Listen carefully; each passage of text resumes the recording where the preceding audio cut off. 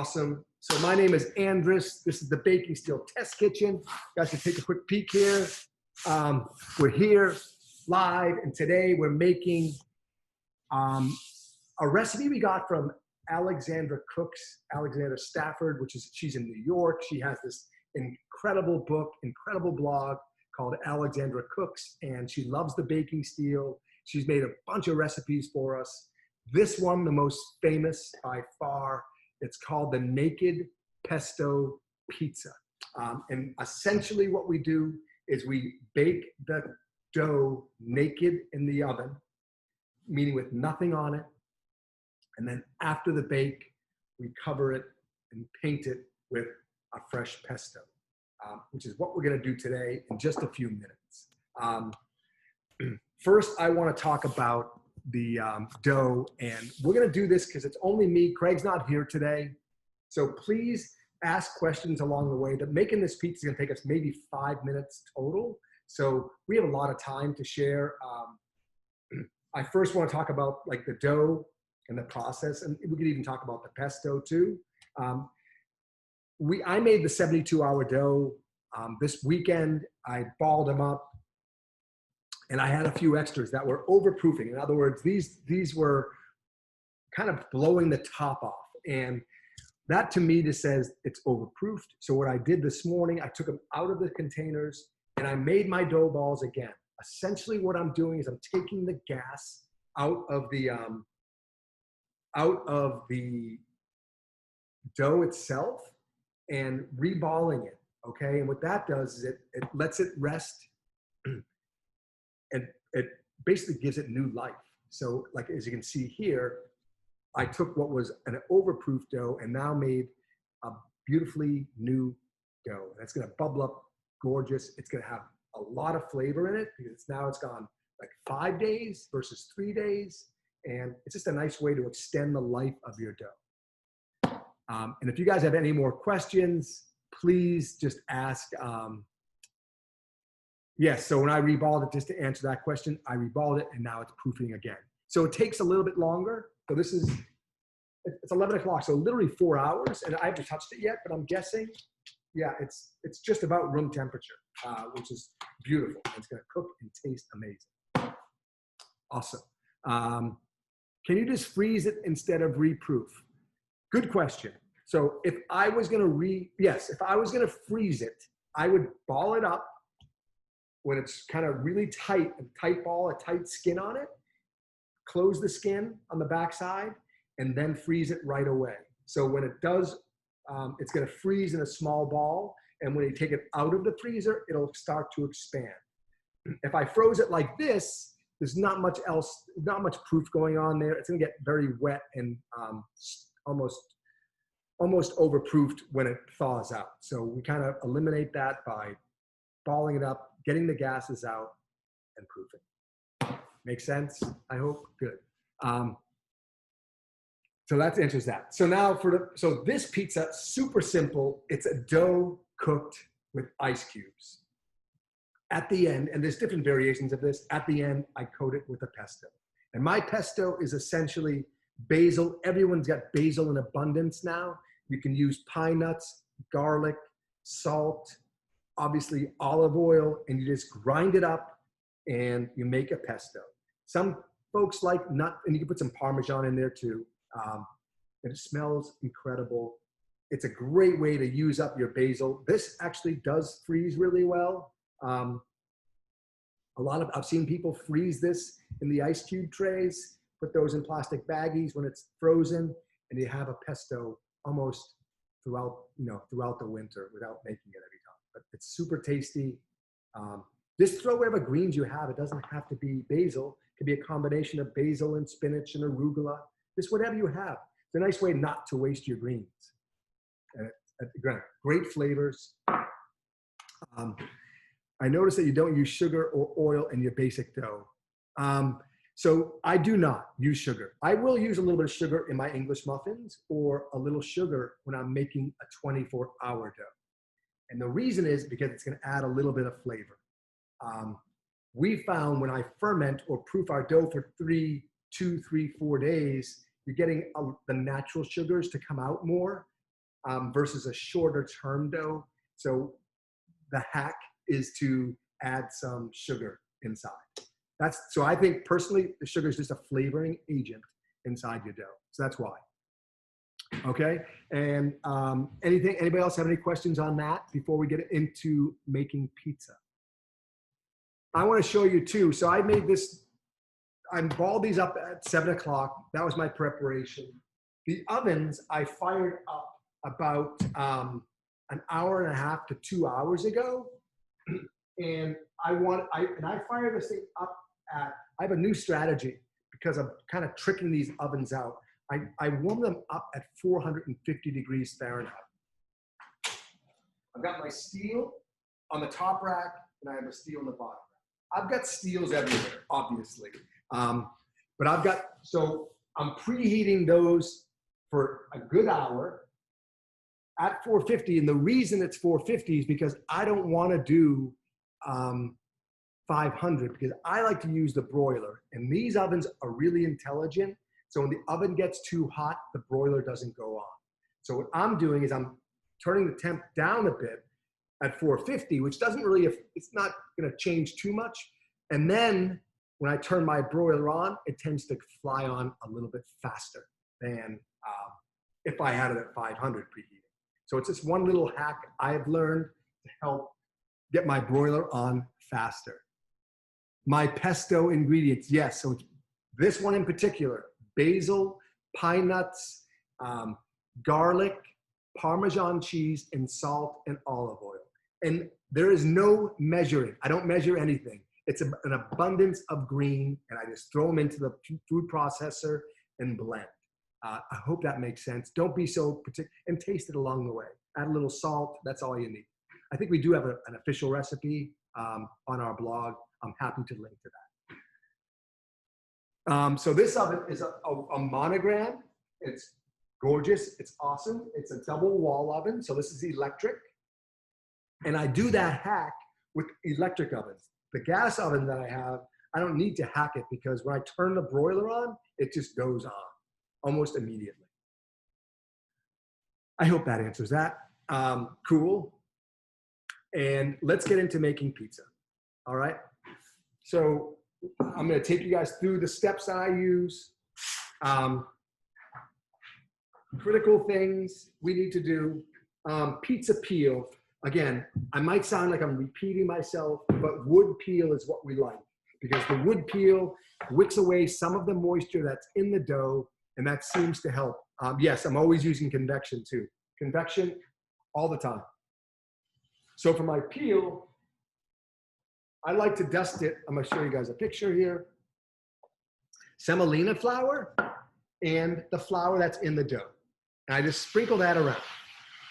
Think of those as your ball bearings, okay? So I'm gonna put this aside right now and grab my dough. And I flour up in front of me.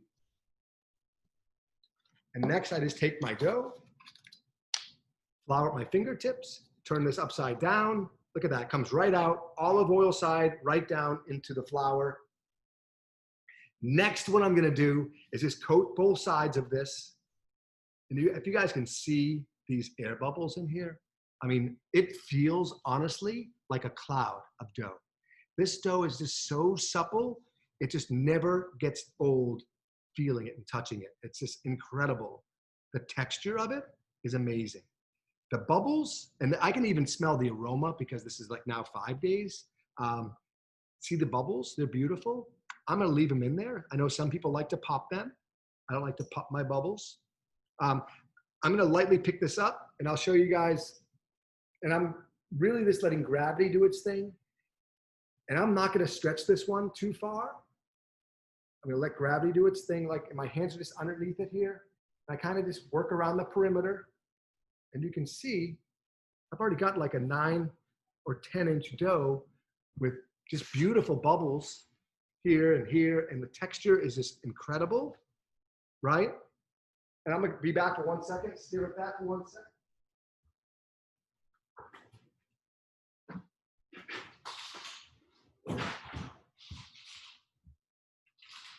I have to get my ice cubes. all right, because I need ice cubes. This is an awesome dough. I'm gonna, let me go back to here, sorry. Let me go back to my dough, onto my peel, right? So you guys can see, let me dust this off here. You can see the dough's on the peel. I'm gonna give it a little shake. It's loose like a hockey puck.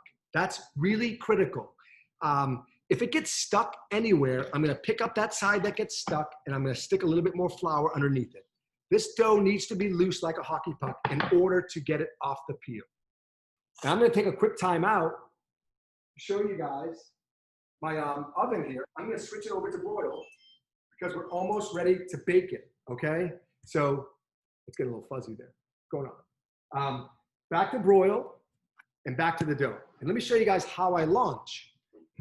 So the back of this peel goes to the back of the steel and I just shake it off just like this. See how easy that was? I was relaxed, I was calm, I didn't panic, I took a deep breath.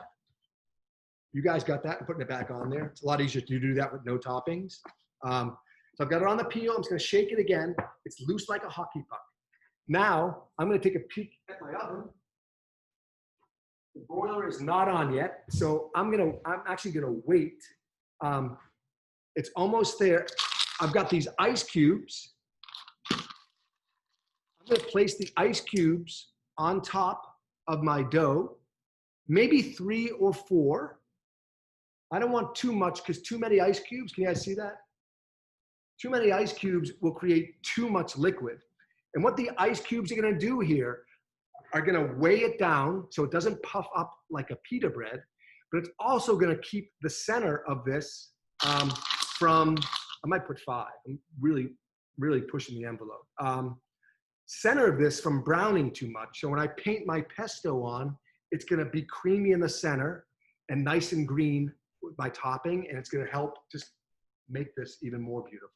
So I got my ice cubes on, I'm gonna give it a little shake again. That's good. And guess what? My broiler is on, so it's showtime, all right? You guys can see what I'm doing here. Try to angle. So back of my peel goes to the back of the steel again, and I just shake it off calmly, smoothly, relaxed, right? Because I have my broiler on, I like to use a timer. I've got these new timers. I'm gonna do 1 minute and 45 seconds. That took me a few minutes to do that. It took me 1 minute and 45 seconds just to see. At that point, I'm gonna peek inside the oven, maybe turn the broiler off, see how the ice cubes are doing, and check it out. Just bird dog what our process is here. The hydration of the dough is 70%. So that means 70% water to flour, which is a very high hydration for pizza dough. So yes, it does get sticky.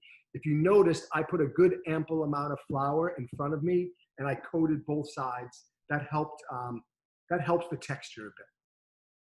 Makes it much easier to handle. Sourdough English muffins. Yes, put the starter in the water and you're right on. 50 grams of 100 grams of starter, subtract 50 flour and subtract 50 water. You got it. Works like a dream. Yes.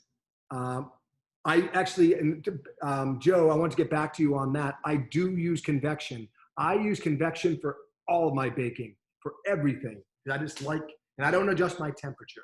I just like the convection. It's just helps more constant airflow throughout the oven. Curious to see what this thing looks like. We have about 20 seconds left, and then we're gonna peek. Does anybody else have a question? Please, don't be shy, ask away here. We got plenty of time here. Those that don't have, if you don't have convection, don't use it. You might need to open up and rotate your pizza more frequently, maybe once or twice, but just keep an eye. Remember, the back of that oven is warmer than the front of the oven in most cases. So you might want to just, open up, peek, and rotate. Let's check this oven. Let's check this pizza out first. Ooh, it's great looking. I want to show this to you guys. Let me get a towel. Oh, I don't have a towel. Oh, yeah, I got one here. Can't touch that steel when it's hot, right? All right, so look at here. Let's look what's going on here. Very aggressive, right? My bubbles, which is cool. I got some creaminess, but the outside is definitely cooked well. I just poured a little bit of the water out. What I'm gonna do to protect that top is, I need 2 hands, sorry. I'm gonna move it to my bottom steel, okay? You guys can see this. Let me turn this. So I'm almost done with the bake, but I want a little bit more on the bottom, but the top looks really cool. The bubble's nice. And creamy here. I'm gonna place it in the oven, bottom rack, for like 2 more minutes, tops, 145 again, okay? And now my bottom's gonna catch up to the top, and it's gonna get a little darker skin on the bottom, which that's the dream setup. And then what we'll do is we'll paint it with that pesto, and it's gonna be just gorgeous. Awesome. Let me get back to my questions here. We go exit full screen mode. There we go. Perfect. All right. Let me go back to these questions. Dun, dun, dun. When you freeze the dough, before or after the fermentation? I do it after 2-day fermentation, ball it up, and freeze. Simple formula. This is a monogram oven. In fact, I'm gonna change it over to bake again. It's a Monogram Electric, which is the division of General Electric, GE, but it's actually its own brand, Monogram. And these are the French doors. I forget the exact model, but they're beautiful. And I love these ovens. They work incredibly well. Anybody else? Oh yeah, we got more questions here. Yes, I personally think using a baking steel at 500 degrees, 65 to 70% hydration is ideal. It's beautiful. Paul, we will share you the dough recipe with at some point. I'll tag it, or just email me, andres@bakingsteel.com, and I'll get it to you. We got that. All right, let's see here. 5 seconds left. 4, 3, 2, 1. Let's turn that off. Oh, it's smoking. Oh, this looks incredible. Bottom, beautiful, right? Gorgeous. Top. Some of you guys might think this looks too dark. Maybe it is, maybe it isn't. That's because I used probably the broiler a little aggressively. That's okay, I still love it. You can see, that's our pizza. I left this bubble here. Maybe I could have popped it. I still think it adds character personally. It's hot, but see how, like, that's the crust of a baking steel right there. Just beautiful. It didn't blow up too much, which is ultimately, that's what the ice cubes did. Really awesome. And it's gonna taste just spectacular. Thank you. It's a stunner, yeah. So now, the pesto. Let's show you guys what I'm doing here. You can see this. Like, I wanna take a picture of the setup here. All right, that's our setup. The pesto, I'm gonna use spoon. I'd like to do this after the bake just because, right? And I just kind of literally just paint it on there. There's no right or wrong answer here. It's gonna add so much flavor. You can smell it, right? It's just gorgeous. I piled it on. If you want to do some extra cheese, you can do that as well. Gorgeous. If you guys can see that now, boom. It's just awesome, right? Awesomeness. Crispy. Smells like so fresh. That's what's incredible about this. It came like right from your garden. Slice this up and serve it. It's gonna be beautiful. Oh man, it looks incredible. I love it. I'm taking some pictures for Instagram, right? Beautiful. All right, put it aside, get back to work. What else do you guys have for questions? Let's see here. Yes, this week, Mark, we're gonna put this up on YouTube later on today. So it will be available, yes. Explosion dough where you ball it up for the second. Can you go over about the explosion dough where you ball it up for the second time? Yes. So this morning, I don't have any that's overproof right now, but this container was overfilled. Like this top was like bursting. It almost like blew off the top. That's overproofed dough. So what I did is I removed it and I made my dough ball again. Essentially, I folded the dough several times into a really tight ball. Closed the ball, put it back in the container, and it was literally down to like half of what you see here. And then I let it proof at room temperature. When we make our dough balls, we trap all those glutens and the gas is inside the ball and it tries to expand, and that's what makes it rise, okay? And that's what we have going on here. That dough is really, it's prime. Yes, what kind of cheese? That was Parmesean Reggiano, and it's a really nice finishing cheese. Can you tell me the thickness of the steel affects the baking? So I use, for almost all of my pizzas, unless I'm using the Pizza Pro, I always use the 1/4-inch steel. And I use that because it's my favorite version for pizza making. I use mine a lot, so I gotta clean them a lot, which means I gotta remove them out of the oven and clean them. So that's one issue. I don't want to be lifting the big, or even the 3/8 can be heavy at times. So that's one reason. And they do bounce back pretty fast. Like it takes, if I was gonna make another pizza, it would take the oven 3 or 4 minutes to heat up again. And that's when I'll launch my next pizza. The thicker versions are awesome, and they bounce back faster in between. When it overproofs, the dough starts to get a bit more firm and the air touches it. So you just knead it back. Okay, so if you overproof it and you still want to use it, it gets a crust on it. I had a customer tell me this about a month ago, and I've tried it. Just take some water and like sprinkle some water on that crusty part, and that eliminates that problem. It makes it soft again. So you don't need to ball it up. We do have a gluten-free Charlotte. Can you email me, Andris, ANDRIS, @bakingsteel.com, and I'll get that to you. Pizza dough on the grill using a fire bricks anytime soon. I'll show you the video for that, Carolyn. And we did that. I think we have an old video of us doing that, and we'll do it again. But I'll show you, if you want a link to that video, it's on our Facebook page. It's actually on our YouTube page. You can find it on YouTube. Sometimes the dough develops a skin. Yes. Yep. So when I leave my dough out, you can notice this is covered up. I don't want air hitting it. Sometimes I'll use a rag, just kind of cover it with that, and that works as well. Sometimes I've got a little crack in my, I get some airflow. So what I do at that point is I take a little bit of water and just sprinkle it on that crust, and that seems to soften it right back up again. Really almost instantaneous. I hope that helps. Yes. All right. Anybody else have a question? Anybody else want some pizza? It's going to be incredible. Like, ugh, it smells so good. Like, just so amazing. Like magic. Baking steel, naked pesto pizza. Incredible. All right, you guys. If there's no more questions, we're going to call it there. We will post this back up. Curious about using beer in dough. Yep. I'll get to that. I know. Mark, come on over, man. I got plenty. I got another dough here to make too.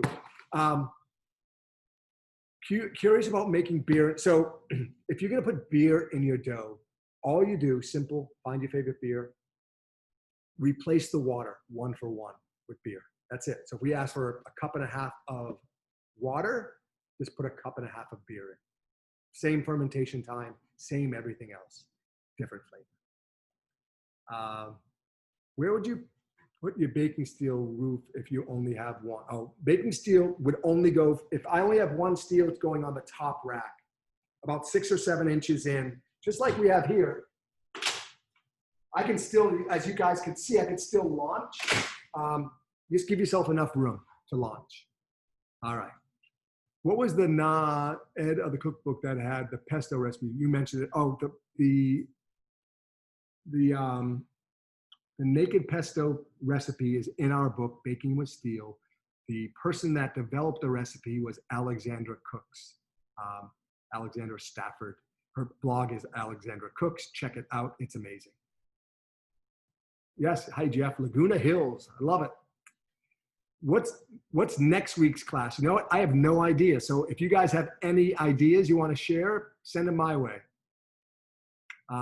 If a 500 degree is perfect for 67%, what temp would be for wetter dough? Same. I mean, just wetter doughs, it's going to be more difficult to handle. 75% might be, I mean, it's just tougher to handle. So you really got to use flour to work with it. But same, I definitely would work in a steel. How many grams do you put in container? 240. This is a 2-cup container, about a half a pound, 8 ounces, 240 grams. Preheat time for grill, 20 minutes. There's different variations, but about 20 minutes. Temp of stone, not more than 400. As you'll know, you'll burn. So dial it back. You don't need so much heat on that grill. Anybody else? You guys rocked. Thank you. Thank you. Thank you, guys. No, my pleasure. I love doing the classes. We want more ideas. Send them our way. We'll do more. Grateful for all of you guys. Thank you. Bye-bye. Thanks, guys.